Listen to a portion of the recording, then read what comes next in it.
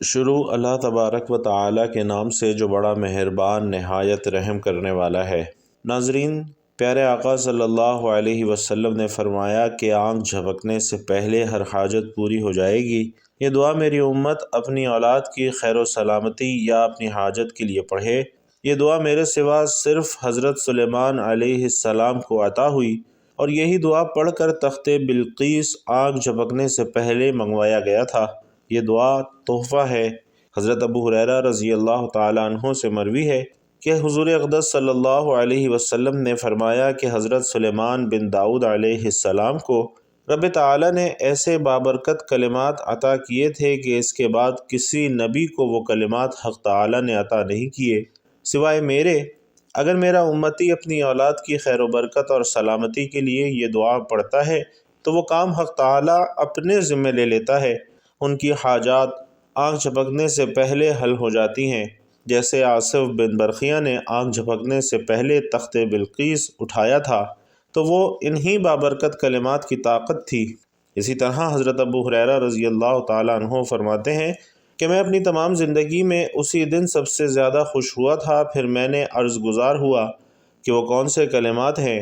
حضرت سلیمان علیہ السلام حضرت داؤد علیہ السلام کے فرزند ہیں، اور یہ اپنے والد ماجد کے جانشین ہوئے، اور اللہ رب العزت نے انہیں بھی علم اور نبوت سے نوازا اور عظیم الشان سلطنت کا حاکم بنایا۔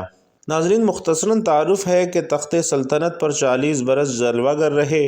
جن اور انسان، شیاطین، پرندوں وغیرہ سب پر آپ کی حکومت تھی، اور سب کی زبانوں کا آپ علیہ السلام کو علم عطا کیا گیا تھا۔ آپ علیہ السلام کے زمانے میں عجیب و غریب صنعتوں کا ظہور ہوا۔ آپ علیہ السلام کا اسم گرامی سلیمان ہے، اور حضرت سلیمان علیہ السلام کو یہ شرف حاصل ہے کہ انہیں اللہ تعالیٰ نے اپنی خاص عطا قرار دیا، اور آپ علیہ السلام علم، نبوت، حکمت اور سلطنت میں حضرت داؤد علیہ السلام کے جانشین بنے۔ منقول ہے کہ دنیا میں کل 4 بادشاہ ایسے گزرے ہیں جنہیں پوری زمین کی بادشاہت ملی۔ ان میں 2 مومنین تھے اور 2 کافر تھے۔ مومن تو حضرت سلیمان علیہ السلام اور حضرت ذوالقرنین رضی اللہ تعالیٰ عنہ ہیں، اور کافر ایک بخت نصر اور دوسرا نمرود ہے، اور روئے زمین کے ایک 5ویں بادشاہ اس امت میں ہونے والے ہیں جن کا اسم گرامی حضرت امام مہدی رضی اللہ تعالیٰ عنہ ہے۔ ناظرین، آپ علیہ السلام مریضوں اور یتیموں پر خصوصی شفقت فرماتے اور انہیں اچھا کھلا پلا کر ان کی دلجوئی فرماتے تھے۔ چنانچہ حضرت ابو عمران الجونی رحمۃ اللہ علیہ سے مروی ہے کہ حضرت سلیمان علیہ السلام کوڑ کے مریضوں کو اور یتیموں کو اچھا کھانا کھلاتے، جبکہ خود جو کھاتے تھے۔ اسی طرح مروی ہے کہ حضرت سلیمان علیہ السلام صبح کے وقت لوگوں کے حالات جاننے کے لیے ان کے چہروں میں غور کرتے، یہاں تک کہ مسکینوں کے پاس آ کر بیٹھ جاتے اور ان کی دلجوئی کرتے ہوئے ارشاد فرماتے کہ مسکین یعنی عاجزی والا بندہ مسکینوں کے ساتھ بیٹھ گیا ہے۔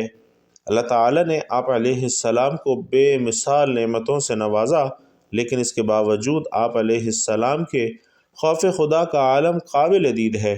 حضرت عبداللہ بن عمر رضی اللہ تعالیٰ عنہ سے روایت ہے کہ حضور اکرم صلی اللہ علیہ وسلم نے فرمایا کہ اللہ تعالیٰ نے حضرت سلیمان علیہ السلام کو جو کچھ عطا کیا، یعنی علم، نبوت، حکمت اور بادشاہت، اس کے باوجود اللہ تعالیٰ کے ڈر سے کبھی آسمان کی طرف اپنی نگاہ تک نہ اٹھائی۔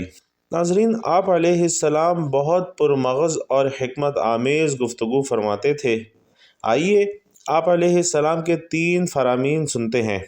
پہلا، ہم نے زندگی کی سختی اور نرمی کو جانچا تو سمجھ لیا کہ تھوڑی زندگی ہی کافی ہے، اگر گفتگو چاندی ہے تو خاموشی سونا ہے۔ اسی طرح ایک اور قول ہے کہ ہمیں وہ عطا کیا گیا جو لوگوں کو دیا گیا، اور وہ بھی جو انہیں نہ دیا گیا، اور ہمیں وہ علم دیا گیا جو لوگوں کو سکھایا تھا، اور وہ علم بھی جو انہیں نہ سکھایا تھا، تو ہم نے 3 چیزوں سے زیادہ افضل کوئی چیز نہ پائی۔ ایک، غضب اور رضا، دونوں حالتوں میں حلم اور بردباری کا مظاہرہ کرنا چاہیے۔ دوسرا، فقیری اور مالداری، دونوں حالتوں میں میانہ روی اختیار کرنی چاہیے۔ اور تیسرا، پوشیدہ اور اعلانیہ، ہر حال میں اللہ رب العزت سے ڈرنا چاہیے۔ اسی طریقے سے ناظرین، آپ علیہ السلام اپنی اولاد کی تربیت پر خصوصی توجہ کرتے اور گاہے گاہے انہیں نصیحت کرتے رہتے تھے۔ چنانچہ آپ علیہ السلام نے اپنے ایک فرزند کو جو نصیحتیں فرمائیں بھائیوں اور بہنوں، ہم سب کے لیے اس میں بڑا سبق ہے۔ ہم سب کو چاہیے کہ یہی نصیحتیں ہم بھی اپنی اولاد کو کریں، اور وہ نصیحتیں ہیں کہ اے میرے بیٹے، خوف خدا تجھ پر لازم ہے، کیونکہ یہ ہر چیز کی انتہا ہے۔ اے میرے بیٹے، تو اس وقت تک کسی بھی کام کو ختم نہ کر جب تک کہ تو اپنے رہنما سے مشورہ نہ کر لے۔ اے میرے بیٹے، اپنی گھر والی کے خلاف زیادہ یعنی حکم شرع سے زیادہ غیرت مت کرنا کہ اس کی ذرا سی بھی کوئی برائی دیکھی تو اس پر برائی کی تہمت لگا دی، اگرچہ وہ اس سے پاک ہو۔ اور زیادہ مت ہنسنا کہ زیادہ ہنسنا عقل مند شخص کے دل کو کمزور کر دیتا ہے، اور اللہ کے خوف کو لازم پکڑ لو کہ وہ ہر شے پر غالب ہے۔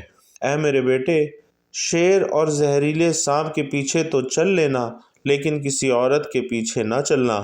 یہ فرمان عورت کی برائی کے طور پر نہیں بلکہ عورت اور اپنے نفس کی حفاظت کے طور پر ہے کہ شیر وغیرہ سے تو آدمی ڈرتا اور بچتا ہے، لیکن عورت کے پیچھے چلتے ہوئے اس کے اعضاء پر نظر پڑے تو شیطان گندے خیالات دل میں ڈال کر اسے بہکا سکتا ہے۔ اسی لیے عورت سے بچ کر چلنے کو کہا کہ کہیں شیطان اس عورت کے متعلق تمہارے ذہن میں گندا خیال نہ ڈال دے۔ اسی طرح فرمایا کہ اے میرے بیٹے، مسکینی کی حالت میں گناہ زیادہ قبیح ہے، ہدایت کے بعد گمراہی بہت قبیح ہے، اور ان سے زیادہ قبیح وہ شخص ہے جو عبادت کیا کرتا تھا اور اب اس نے اپنے رب کی عبادت کرنا چھوڑ دی ہے۔ اے میرے بیٹے، غصے کی کثرت سے بچتے رہو، کیونکہ غصے کی کثرت بردبار شخص کے دل کو راہ حق سے ہٹا دیتی ہے۔ ناظرین، آپ علیہ السلام اللہ تعالیٰ کی طرف بہت رجوع کرنے والے اور تمام اوقات تسبیح اور ذکر میں مشغول رہنے والے تھے۔ حضرت سلیمان علیہ السلام اللہ رب العزت کے پاک اور برگزیدہ نبی ہیں، مگر پھر بھی آپ علیہ السلام اپنے زیادہ اوقات ذکر اور تسبیح میں مشغول رہتے اور اللہ تعالیٰ کی طرف خوب رجوع کرتے۔ اور ایک ہم ہیں کہ نامہ اعمال میں نیکیاں نام کو نہیں، گناہوں میں ہم سر سے لے کر پاؤں تک لتھڑے ہوئے ہیں، لیکن اس کے باوجود دن کا کوئی ایک منٹ اللہ کے ذکر میں نہیں گزارتے۔ ہمیں چاہیے کہ ہم بھی اپنے اوقات میں کچھ نہ کچھ وقت اللہ رب العزت کے ذکر اور تسبیح کے لیے مقرر کریں، اور جتنا زیادہ ہو سکے اللہ تعالیٰ کا ذکر کریں۔ ذکر اللہ کرنے کے بہت سے فضائل قرآن و حدیث میں بیان کیے گئے ہیں۔ حضرت ابو ہریرہ رضی اللہ تعالیٰ عنہ فرماتے ہیں کہ رسول اللہ صلی اللہ علیہ وسلم مکہ کے راستے پر سفر کرتے ہوئے ایک پہاڑ سے گزرے جس کا نام جمدان تھا، تو فرمایا کہ اس جمدان کی سیر کیا کرو۔ مفردون سبقت لے گئے۔ صحابہ کرام نے عرض کیا، یا رسول اللہ، مفردون سے کیا مراد ہے؟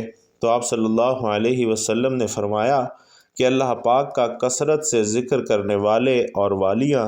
اسی طرح حضرت ابو درداء رضی اللہ تعالیٰ عنہ سے روایت ہے کہ حضور نبی کریم صلی اللہ علیہ وسلم نے فرمایا کہ کیا میں تمہیں تمہارے اس عمل کے بارے میں نہ بتاؤں جو تمہارے رب کے نزدیک سب سے بہتر اور پاکیزہ ہے، تمہارے درجات میں سب سے اونچا، اور تمہارے لیے سونا اور چاندی خرچ کرنے سے بہتر ہے، تمہارے لیے اپنے دشمنوں سے لڑنے اور ان کی گردنیں کاٹنے یا اپنی گردن کٹوانے سے بہتر ہے۔ صحابہ کرام نے عرض کیا کہ یا رسول اللہ، ضرور ارشاد فرمائیے۔ تو آپ صلی اللہ علیہ وسلم نے فرمایا کہ وہ عمل اللہ کا ذکر کرنا ہے۔ اسی طرح حضرت معاذ رضی اللہ تعالیٰ عنہ فرماتے ہیں کہ ذکر اللہ سے زیادہ اللہ تعالیٰ کے عذاب سے بچانے والی کوئی چیز نہیں۔ حضرت ابن عباس رضی اللہ تعالیٰ عنہ سے روایت ہے کہ رسول اکرم صلی اللہ علیہ وسلم نے فرمایا کہ تم میں سے جو رات کو عبادت کرے، اپنے مال کو راہ خدا میں خرچ کرنے اور دشمن سے جہاد کرنے سے عاجز ہو، تو اسے چاہیے کہ اللہ پاک کا ذکر کثرت سے کیا کرے۔ ناظرین، اللہ تعالیٰ نے حضرت سلیمان علیہ السلام کو بہت سے خصوصی انعامات سے نوازا تھا جن کا ذکر قرآن میں ملتا ہے۔ مثال کے طور پر ہوا آپ علیہ السلام کے تابع کر دی۔ اللہ تعالیٰ اپنے مقبول بندوں کو عام معمول سے ہٹ کر طاقت اور قدرت اور تصرف اور اختیار عطا فرماتا ہے، اور ان تصرفات اور اختیار کی نسبت ان مقبولان بارگاہ کی طرف کی جا سکتی ہے، جیسے یہاں اللہ تعالیٰ نے فرمایا کہ حضرت سلیمان علیہ السلام کے حکم سے ہوا چلتی تھی۔ حالانکہ قرآن مجید میں کئی جگہ اللہ تعالیٰ نے ہوا کے حکم خدا کے پابند ہونے کو اپنی الوہیت اور توحید کی دلیل کے طور پر بیان کیا ہے۔ اسی طرح جنات آپ علیہ السلام کے تابع کر دیے، جیسا کہ ارشاد باری تعالیٰ ہے، اور کچھ جنات کو سلیمان کے تابع کر دیا جو اس کے لیے غوطے لگاتے اور اس کے علاوہ دوسرے کام بھی کرتے، اور ہم ان جنات کو روکے ہوئے تھے۔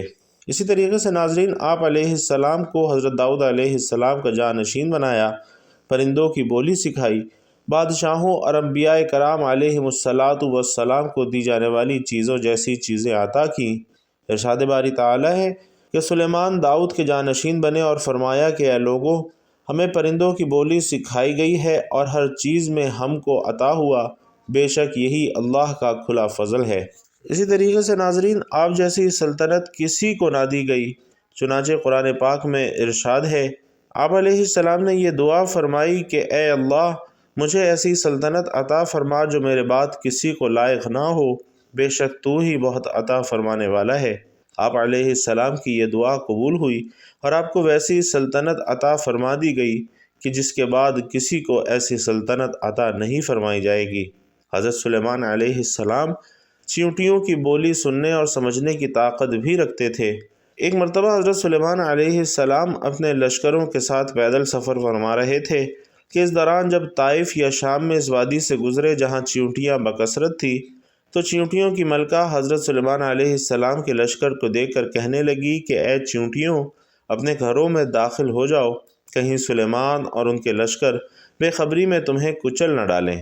ناظرین، ملکہ نے یہ اس لیے کہا تھا کہ وہ جانتی تھی کہ حضرت سلیمان علیہ السلام نبی ہیں، عدل کرنے والے ہیں، جبر اور زیادتی ان کی شان نہیں ہے، اس لیے اگر آپ علیہ السلام کے لشکر سے چیونٹیاں کچلی جائیں گی تو بے خبری میں ہی کچلی جائیں گی، کیونکہ ہو سکتا ہے کہ وہ گزرتے ہوئے اس طرف توجہ نہ کریں۔ حضرت سلیمان علیہ السلام نے چیونٹی کی یہ بات 3 میل دور سے ہی سن لی، تو آپ علیہ السلام اس کی چیونٹیوں کی حفاظت، ان کی ضروریات کی تدبیر اور چیونٹیوں کو نصیحت کرنے پر تعجب کرتے ہوئے مسکرا کر ہنس پڑے اور بارگاہ الہی میں دعا کی کہ اے میرے رب، مجھے توفیق دے کہ میں تیرے اس احسان کا شکر ادا کروں جو تو نے مجھ پر اور میرے ماں باپ پر کیا، اور مجھے توفیق دے کہ میں وہ نیک کام کروں جس پر تو راضی ہو، اور مجھے اپنی رحمت سے اپنے ان بندوں میں شامل فرما جو تیرے خاص قرب کے لائق ہیں۔ اس کے بعد آپ علیہ السلام چیونٹیوں کی وادی کے قریب پہنچے تو اپنے لشکروں کو ٹھہرنے کا حکم دیا، یہاں تک کہ چیونٹیاں اپنے گھروں میں داخل ہو گئیں۔ مروی ہے کہ حضرت داؤد علیہ السلام نے بیت المقدس کی بنیاد اس مقام پر رکھی تھی جہاں حضرت موسیٰ علیہ السلام کا خیمہ نصب کیا گیا تھا۔ اس عمارت کے پورا ہونے سے پہلے حضرت داؤد علیہ السلام کی وفات کا وقت آ گیا تو آپ علیہ السلام نے اپنے فرزند ارجمند حضرت سلیمان علیہ السلام کو اس کی تکمیل کی وصیت فرمائی۔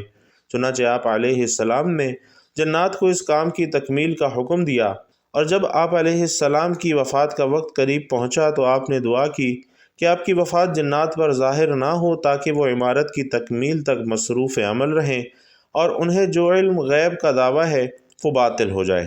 پھر آپ علیہ السلام محراب میں داخل ہوئے اور حسب عادت نماز کے لیے اپنے عصا کے ساتھ ٹیک لگا کر کھڑے ہو گئے۔ جنات دستور کے مطابق اپنی خدمتوں میں مشغول رہے اور یہی سمجھتے رہے کہ حضرت سلیمان علیہ السلام زندہ ہیں، اور حضرت سلیمان علیہ السلام کا عرصہ دراز تک اسی حال پر رہنا ان کے لیے کچھ حیرت کا باعث نہیں ہوا، کیونکہ وہ بارہا دیکھتے تھے کہ آپ علیہ السلام طویل مدت تک عبادت میں مشغول رہتے ہیں، اور آپ علیہ السلام کی نماز بہت لمبی ہو جاتی ہے، حتیٰ کہ آپ علیہ السلام کی وفات کے بعد ایک طویل وقت تک جنات آپ علیہ السلام کی وفات پر مطلع ہی نہ ہوئے اور اپنی خدمتوں میں مشغول رہے، یہاں تک کہ دیمک نے آپ علیہ السلام کا عصا کھا لیا اور آپ علیہ السلام کا جسم مبارک جو کہ لاٹھی کے سہارے سے قائم تھا زمین پر تشریف لے آیا، اور اس وقت جنات کو آپ علیہ السلام کی وفات کا علم ہوا، اور تب جنوں پر یہ حقیقت کھل گئی کہ وہ غیب نہیں جانتے، کیونکہ اگر وہ غیب جانتے ہوتے تو حضرت سلیمان علیہ السلام کی وفات سے مطلع ہو جاتے